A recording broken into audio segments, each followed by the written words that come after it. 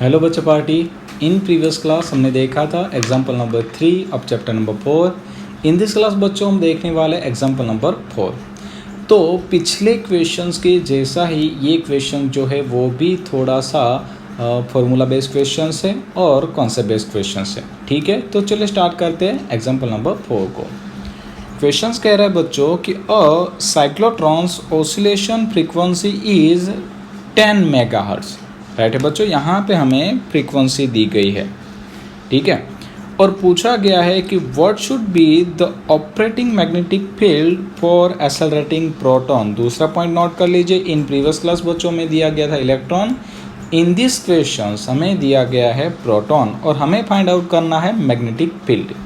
Right है, चलिए तो कैसे फाइंड आउट करते हैं, तो हम बारी बारी से काम लेते हैं। पहले हम मैग्नेटिक फील्ड के लिए बात करेंगे, तो मैं यहाँ पे नोट कर देता हूँ फॉर मैग्नेटिक फील्ड। राइट है बच्चों, अब देखिए हमें क्या दिया गया था भाई, यस फ्रीक्वेंसी दी गई थी। और अगर नेक्स्ट रीड करें तो यहाँ पे दिया गया था if the radius of its dish is 60 centimetre, radius भी दी गई है। एंड साथ ही साथ what is the kinetic energy of the proton beam produced by acceleration. यहाँ पे भी हमें काइनेटिक एनर्जी फाइंड आउट करनी है, बट स्पेशली नोट करना है यहाँ पे हमें आंसर जो है वो मेगा इलेक्ट्रोवोल्ट में लाना है।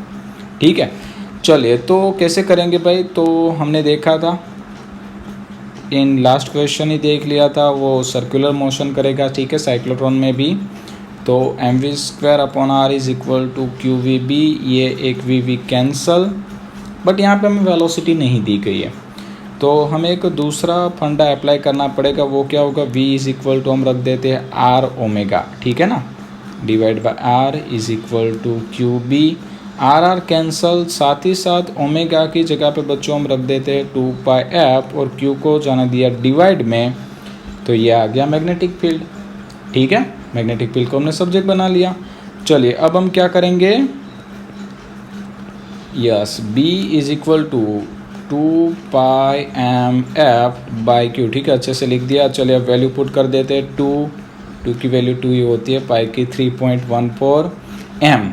अब देखो ध्यान रखना है, पिछले क्वेश्चन में हमने मास लिया था 9.1 इंटू 10⁻31, बट स्पेशली गलती नहीं होनी चाहिए बच्चों। यहाँ पे ये प्रोटॉन है, प्रोटॉन है तो मास चेंज हो जाएगा। ठीक है, आपको यहाँ पे दिया भी होगा, और अगर नहीं भी दिया है तो हमें याद ही होना चाहिए 1.67 इंटू 10⁻27 kg। ठीक है बच्चों, चलिए तो वैल्यू पुट कर दीजिए, 1.67 इंटू 10⁻27 इंटू एफ था। ठीक है, एफ यानी फ्रीक्वेंसी कितनी थी, 10 मेगा, मेगा यानी 10 की पावर 6 होती है, तो 10 इंटू 10 की 6 डिवाइड बाय क्यू। अब इलेक्ट्रॉन और प्रोटॉन का चार्ज तो सेम ही है, 1.6 इंटू 10⁻19। ठीक है, चलिए अब आपको क्या करना है, एक छोटा सा मेरी हेल्प कर देनी है भाई, जल्दी से कैलकुलेशन कर दीजिए। काफ़ी इजी है ना, स्ट्रेट फॉरवर्ड ही जाना है। ओके, और यहाँ पे जो कैलकुलेशन है वो आनी है 6.55 इंटू 10⁻1। अगर अच्छे से लिख दूँ तो 0.655 लिख सकते हैं और यूनिट लगा दिया टेस्ला। राइट है बच्चों, तो ये आ गया हमारा मैग्नेटिक फील्ड। काफ़ी इजी रहा। चलिए बट क्वेश्चन फिनिश नहीं हुआ है, और भी एक काम है। क्या करना है भाई, काइनेटिक एनर्जी फाइंड आउट करनी है, तो मैं यहाँ पे नोट कर दूंगा फॉर काइनेटिक एनर्जी। अब काइनेटिक एनर्जी का फॉर्मूला काफ़ी मस्त है, मज़ेदार है, इजी है, 1/2 mv², बट टेंशन है वेलोसिटी नहीं दी गई है। वापस यहाँ पे पुराना पंडा, m velocity is equal to क्या होता है भाई, r² ओमेगा², तो 1/2 mr², omega is equal to 2πf, तो मैं डायरेक्टली उसका स्क्वायर ही ले रहा हूँ। ठीक है ना, तो 4π² f², ये 2 कैंसल।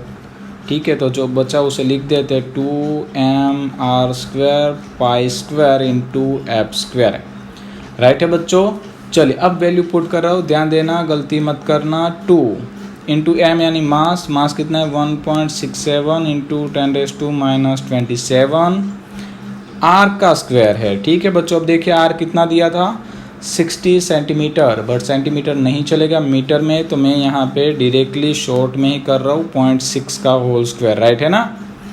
फिर क्या है पाई स्क्वायर, तो आप कर दीजिए 3.14 का स्क्वायर, और एफ यानी 10 इंटू 10⁻⁶, आप डायरेक्टली 10⁻⁷ भी लिख सकते हो, ठीक है, और उसका स्क्वायर, मैच मत कर देना। ओके, चलिए फटाफट से कैलकुलेशंस कर दीजिए, और यहाँ पे आपको के मिलने वाला है बच्चों 1.186 इंटू 10⁻⁻12, बट जूल में, बट हमें जूल में नहीं चाहिए, मेगा इलेक्ट्रॉन वोल्ट में चाहिए। तो मैं क्या करूँगा, इसको सबसे पहले इलेक्ट्रॉन वोल्ट में लाने की ट्राई करेंगे, और इलेक्ट्रॉन वोल्ट में लाने के लिए डिवाइड बाय 1.6 इंटू 10⁻⁻19, ठीक है। चलिए कैलकुलेट कर दीजिए जल्दी से।